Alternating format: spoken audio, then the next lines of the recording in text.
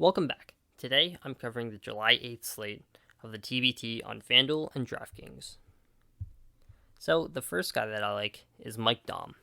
He's $23 on Fanduel, $89,000 on Draftkings. He is the most expensive player on both slates, but he did score 40 last game, and the stats back it up. So he went 4 of 5 from 3. He's a big that can shoot, and shoot very well. He went 7 of 13. He only took 13 shots, but scored 21 points. He's efficient. And he had 13 rebounds, 1 turnover in 31 minutes. He's just a scoring machine who can get rebounds, and he's a solid all-around player. He's pretty safe. Next is Malcolm Hill. So Malcolm Hill got 4 steals last game, which I think inflated his points. I don't think he's worth $21, and he might be a little expensive on DraftKings too. I think that he's an okay player. He's a lanky forward who can occasionally get blocks and steals. I don't think his 15 points a game last week was realistic, but we'll see. I don't think he's worth $21 on FanDuel at all, even if he replicates what he did this past week. And on DraftKings, maybe you could pay up for him if you have extra money, but I wouldn't play him. Kyle Davis is a point guard for the Red Scare. He's a good scorer and passer, but $21 is a little steep. Basically, FanDuel is saying that he's the third best player on the slate, and I don't think that's true. He's in the second tier out of 10. I don't see that. Now, DraftKings is saying that he's a slightly below average player, which I also don't agree with. He's much better than that, and I think there's value on DraftKings. Khalil Iverson is interesting at this price because it's very expensive. Now, 28 points last week is pretty good, but I don't think you're going to see that again. He had 3 steals, which is kind of lucky, and 11 boards, which he could get again, but I don't see it. Now, if he was 6,000, maybe I'd take a chance on him, but he's 6,800. If he was $15, $16, I'd take a chance on him, but he's 19. He's just too expensive for me to play. Now, Devin Oliver, I really like him. So, when a team hasn't played yet, there's a lot of variation on their value on the sites. So, DraftKings has Oliver much lower than FanDuel has him. DraftKings has Kyle Davis lower than FanDuel has them. I think on DraftKings, if you stacked some Carmen players like Davis and Oliver, you could easily make a very, very good lineup. But I still like Oliver on FanDuel too. He can shoot the 3-ball, he can get boards, he can score, and in the past, he's scored 20 plus points easily. He plays good defense. I think he's an all-around good player. Next, David Lighty. I have these question marks here because CARMEN'S crew has a lot of guards, and I don't know which one is going to pop off. Now, Lighty, Bufford, and Diebler. So, Lighty, Bufford, Diebler. They're all shooting guards, and Kraft is the point guard. And there's another guard at the bottom, Dimitri McCamey, who's also a point guard in that CARMEN'S crew offense, which I think that there's going to be too many bodies for everyone to pop off, and only 1 or 2 of these guys is going to have a good game. Now, I think it's going to be Kraft. I think Diebler is going to bust, I think Lighty is going to bust. His price is very high, so I think that he has to do a lot more than these other guys to meet that value. Lighty is the second most expensive guy on DraftKings, which I do not agree with at all. On FanDuel, he's 19, which is not bad, but I wouldn't play him. Felice is also pretty expensive. $18 on FanDuel, $6,300 on DraftKings, which DraftKings isn't that bad. But FanDuel, I don't see him doing that again. He scored 20 points on 20 actual points last game, 30 fantasy points. But I don't think he's scoring 20 actual points again. That was kind of a high scoring outburst. He's not that good of a scorer. But on DraftKings, there's value there. Fanduel, he's a little too expensive for me. Daryl Davis, this is the backcourt mate of Kyle Davis, also the brother of Kyle Davis. Now, he can score, but he doesn't pass. He gets rebounds. These brothers are kind of the two important players on the team. Him, Daryl Davis, Kyle Davis, and Devin Oliver, 3 main guys on the team. Now, on FanDuel, his price is very, very nice, $18. He's 7-1 DraftKings, which is a little high. I don't necessarily like that, but on FanDuel, he's decent. Aaron Kraft, I went over him, but he's basically the main point guard for CARMEN'S crew. Also, it is his last TBT tournament he's announced, so he might want to go off by doing something special. I think they're going to let him loose. This is his last basketball in his career. They're probably going to let him handle the ball more. And I think that leads to more opportunities. On DraftKings, he's a little expensive. I think there's cheaper options, but on FanDuel, I really like his price. Bufford, I like Bufford as well. Last year in the TBT, he averaged 17 points, so he is a scorer. I think on DraftKings, I like his price better than FanDuel. 18's a little much for a guy that I'm kind of hoping scores, but on DraftKings, I'd be more willing to pay that. Nick Ward. Now, I would have liked Nick Ward, except for one thing. That thing is Trevor Thompson. He is a 7-foot center, something that you don't really see in the TBT that often. Now, I don't think Nick Ward is going to have an easy time scoring on him, and I think that's going to hurt his score. Now, last game, Nick Ward had 18 points, which is a lot, and that helped his fantasy points. He only had 25, so most that came from his scoring. I don't think he's going to score that much this game, and that's why I don't really have him as a pick. Jeff Gibbs is the only guy on CARMEN'S crew that isn't a guard who's like a high-owned player. Well, there's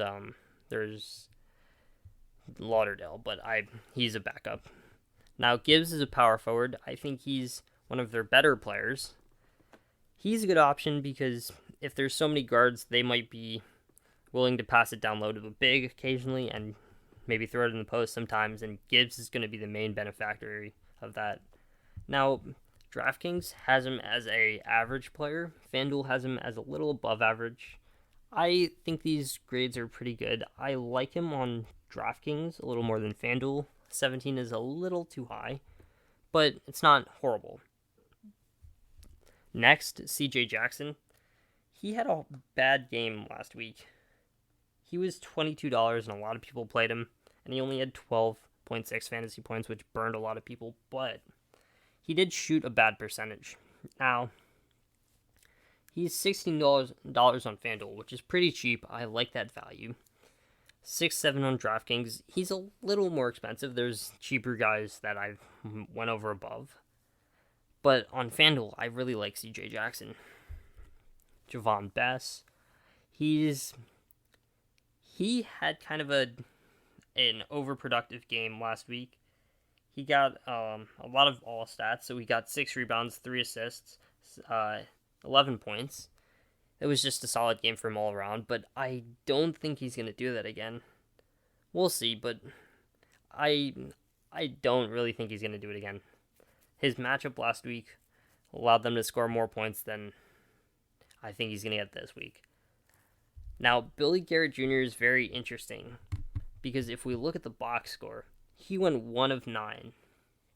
Now, I think that he could easily make more shots, so he scored 12 points last week. He's $15, 5-5 on DraftKings.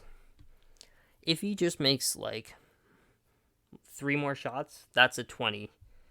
On DraftKings, this is a pretty good price. On FanDuel, you'd need a little more. You'd need more blocks and steals, but he's interesting. Now, Trevor Thompson on DraftKings, I love him. Now, him and where is he? Jalen Robinson. They're kind of the two centers on Red Scare. Robinson is 6'8", Thompson is 7, but they both play center. Robinson is small ball, Trevor Thompson is big. Fanduel has Thompson at 15, DraftKings has him at 3.8. I like Thompson on DraftKings. Robinson is more interesting on Fanduel, but I think Thompson is going to have the better game overall. Robinson might have like 13, 14, 15, but at $10, that's a decent value on Fanduel. Thompson on DraftKings, if you can get maybe, let's say, 15 for 3.8, that's a very good value on DraftKings. Now, Jamil Morris. He also, like Bess, had a good all-around game, and I don't think there's going to be as many opportunities in this game. Now, he's priced pretty decently on DraftKings. You could take a chance on him. A guy who can get 23 fantasy points is quite interesting, but I think a lot of that had to do with CJ Jackson having a bad game. The guards like Bess, Hughes, Morris, like they all needed to fill in that production, and they kind of did. I don't think this will happen again, as Jackson will probably bounce back.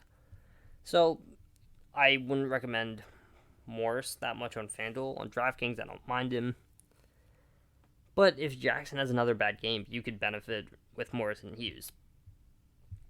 Now, Diebler's the cheaper option on Carmen's crew. If he does go off and he's only $14 on FanDuel, $4,600 on DraftKings, you could easily get a very good lineup. I necessarily don't love him, but he has put up decent stats in the past. Hughes is kind of the FanDuel play. On DraftKings, he's a little more expensive. FanDuel, he's $13, which is kind of cheap, and if you can get a guy who can get 22 points a game, not bad. Now, last game he did get 3 steals, so that's kind of fluky. I wouldn't necessarily count on this happening again.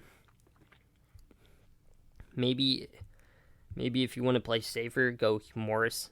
Risky, go Hughes. But then again, these guys are bench players. So, Big X started Ward, Jackson, Brown, Bess, Floyd. And we haven't covered Floyd or Brown yet. But Hughes and Morris kind of come off the bench, and they're both guards. So, that's kind of a logjam. But you kind of got to guess the right guy off the bench. Next, Miskell. Now, Miskell for Red Scare. Red Scare doesn't have that many small forwards, so there's a chance he could start. I'd keep an eye on the lineups. If he does end up starting, he's in play, especially on FanDuel. On DraftKings, $5,800 is a little high. I like the price on FanDuel, though. Vito also starts. So, if we check the lineup, he started for Big X. I checked the minutes. The minutes aren't working on the website I'm using. Or the stats for the Big X game aren't showing up on the website that I'm using. But Vito played 15 minutes, and he had 2.6 points, but he started. So I don't know what to make of this. He might be a bad play, but if you want to play a guy who starts, Vito Brown's your guy. Jalen Robinson, we covered with the Red Scare. He starts. No, he doesn't start. He's one of the two bigs on Red Scare. We'll see who starts tomorrow. I think if he does start, he's a very intriguing play on FanDuel. I don't really like him on DraftKings since $4,700 is a bit expensive. I missed going over Nana Egwu. I believe he also does start for House of Pain. Yeah, he does start for House of Pain. Let's pull up the stats. So Egwu played 20 minutes. Yeah, I wouldn't really play anyone besides Daum, Hill, Felice, or Gerrett. The rest don't get as many minutes, and I don't really see an opportunity. Vinales and Fink, let's go back there. Fink and Vinales, they both get minutes. Fink really didn't do much last week, but he is tall, and if he gets blocks and scores a little, he could pan out. Vinales is interesting because he had 8 shots in 16 minutes, but I don't really see him panning out either. Jahevi Floyd, he starts for Big X. He's their center. I don't know if I would like him that much. McCamry, as I've said, is a guard for Carmen's crew. Now, Lenzel Smith is a small forward for Carmen's crew, and he could get the start if they don't really put a guard or a power forward at small forward. I think Lenzel Smith, if he starts, could be in play. Alright, that's my breakdown. Please like, share, and come back next time.